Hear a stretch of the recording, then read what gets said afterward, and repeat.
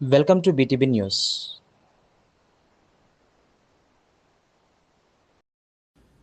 మరోవైపు చూస్తే ఆయనకు విమానంతో పాటు ఒక హెలికాప్టరు, ఆయన కొడుక్కో విమానం, ఆ విమానంతో పాటు ఒక హెలికాప్టరు, తర్వాత ఆయనకు మద్దతు ఇస్తూ ఉన్న ఆయన గారి డిప్యూటీ సీఎం పవన్ కళ్యాణ్ గారికి ఆయనకు ఒక విమానం, మళ్ళీ ఆయనకు ఒక హెలికాప్టరు,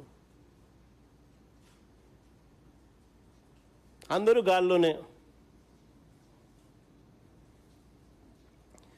ముఖ్యమంత్రి గారు కొడుకు ఒక పూట విజయవాడలో ఉంటే మరో పూట హైదరాబాద్లో ఉంటాడు, ఇంకో పూట ఈ కొడుకు క్రికెట్ మ్యాచ్ కోసం పక్క దేశం వెళ్ళి కొలంబోలో మ్యాచ్ చూస్తాడు రాత్రికి, మరుసటి రోజు ఉదయం మళ్ళీ విజయవాడలో ఉంటాడు, మళ్ళీ ఆ సాయంత్రం విజయవాడ నుంచి ఢిల్లీకి పోతాడు.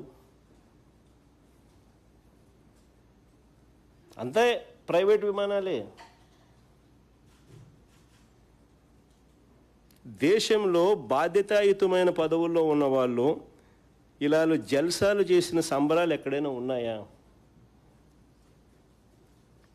కొలంబోలో మ్యాచ్ ఆడతా అంటే ఈయనకేం స్వామి, నాకు అర్థం కాదన్నా. ప్రైవేట్ ఫ్లైట్లో కొలంబోకు పోయి మ్యాచ్ చూస్తాడు. ఈ టీవీ చూస్తే కనపడదా మ్యాచ్?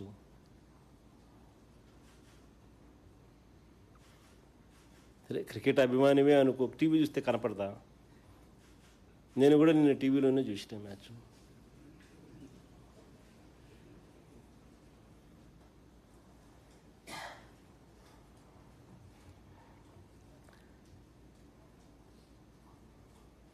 రాష్ట్ర ఆదాయాలు ఎలా పెరుగుతాయి? ఉద్యోగ భృతి అంటూ హామీ ఇవ్వడం, తర్వాత దాన్ని చెత్తబుట్టలో వేయడం చంద్రబాబుకి తొలిసారి కాదు.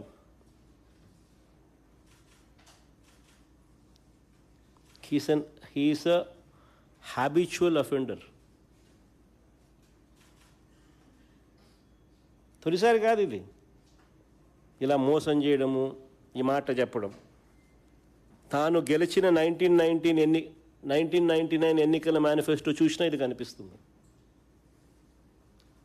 తన 2014 ఎన్నికల మేనిఫెస్టో చూసినా ఇది కనిపిస్తుంది.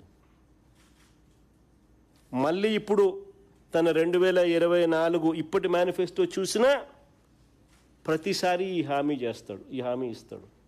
ప్రతి ఎన్నికల్లోనూ ప్రతిసారి ఇస్తాడు. ఓట్లు వేయించుకుంటాడు, తర్వాత నిస్సిగ్గుగా ఎగరగొడతాడు. అందుకనే యువతకు చంద్రబాబు నాయుడు గారు నిత్య మోసగాడు, నిత్య వంచకుడు. సరే, సూపర్ 6, సూపర్ 7లో చంద్రబాబు నాయుడు గారు ఇచ్చిన